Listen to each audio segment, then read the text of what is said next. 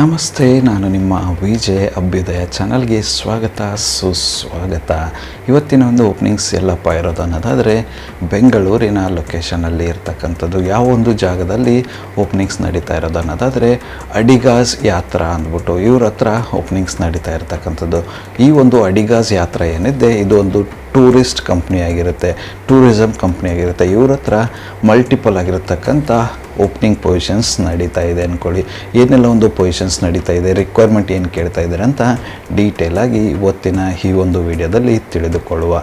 ಯಾರೆಲ್ಲ ನಿಮ್ಮ ಒಂದು ಕೆರಿಯರ್ನ ಟೂರಿಸಮ್ ಡಿಪಾರ್ಟ್ಮೆಂಟಲ್ಲಿ ಅಥವಾ ಟೂರಿಸಮ್ ವಿಭಾಗದಲ್ಲಿ ಸ್ಟಾರ್ಟ್ ಮಾಡಬೇಕು ಅಥವಾ ಆಲ್ರೆಡಿ ವರ್ಕ್ ಮಾಡ್ತಾಯಿದ್ದು ಕೆಲಸ ಸ್ವಿಚ್ ಮಾಡಬೇಕಂತ ಹುಡುಕ್ತಾ ಇದ್ದರೆ ಖಂಡಿತವಾಗಿಯೂ ಈ ಒಂದು ಅಪಾರ್ಚುನಿಟಿನ ಯೂಸ್ ಮಾಡಿಕೊಳ್ಳಬಹುದಾಗಿರುತ್ತೆ.